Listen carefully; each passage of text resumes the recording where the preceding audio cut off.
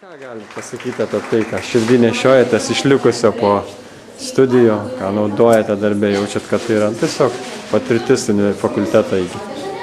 Iš tikrųjų tai buvo labai malonu šiandien atėjus pajausti dar tokį jausmą, kaip buvo vis dėlto smagu mokytis, skubėti į paskaitas ir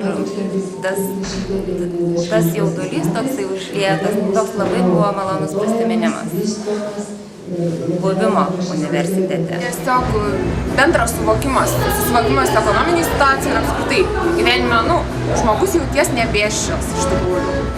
Tokį, praplėtė vaizdą ryškiai.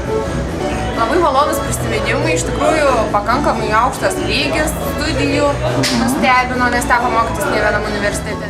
Psichologijos dalykai, visi matematiniai dalykai.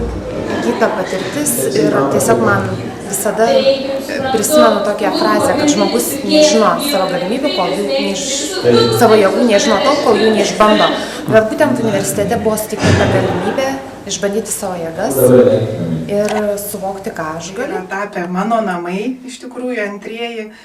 Ir tą, ką tu gavai, ką aš gavau per studijų laikotarpį, iš tikrųjų, galbūt aš netgi dabar tą pradedu įvertinti po tam tikro laiko. Iš tikrųjų labai daug dalykų prisimenu vertingų, pradedant turbūt savo kolegom, kurie dabar išsiskirsti įvairiausius verslo sektorius. Ir taip pat dėstytojais, iš kurių iš tikrųjų, jeigu nori, pasiemi viską arba nieko. Aš prisimenu tai, kad mūsų buvo labai mažai ir mums buvo labai smagu, nes mūsų buvo iš tikrųjų toks brandoliukas, tikra komanda, kada mes ruošdavomės, diskutuodavom, kada praktiškai visuose paskaituose galėdavom pasisakyti, paklausti, pabendrauti. Tai va to aš pasigendu kartais. Drąsesni prieš viešasias kalbas, drąsiau kalbam.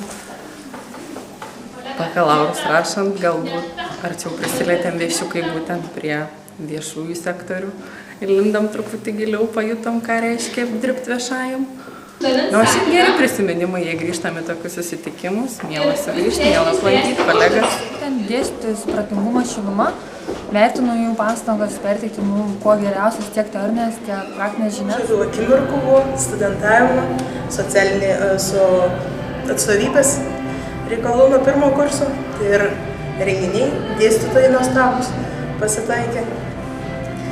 Daug labai žavių ir gimtadienį ir visa kita, daug paskaitas labai patiko. Kitas žinias. Kokias? Bendram išprasimai. Aš dabar dirbu personalo vadybos srity ir būtent apie personalo vadybą aš sužinojau ne mūsų fakultete, bet ten, kur buvau išvažiavus pagal Erasmus Sokratės programą. Ir džiaugiuosi tuo, kad ten išvažiavau, kad tai sužinojau, bet aš labai norėčiau, kad ir mūsų studentai tai jau gautų Lietuvoje, kad jiem nebūtų būtina važiuoti. Personalo vadyba. Taip, įgijau žinių naujų bendravime. Na, o bendravimas, ypač jūsų debatai, tai ir privertė gyvenimą. Labiausiai atsimenu bendravimą su kolegom, su grupės draugais. Taipogi iki jau ekonominių žinių. Mes visada su grupė susitinkam, labai dažnai tęsim tą bendravimą. Iškėsi širdį, gerus prisiminimus, draugus likusius, labai smagu, kad buvę dėstytojai dabar mano kolegos, labai smagu, kad priėmė kolektyvą.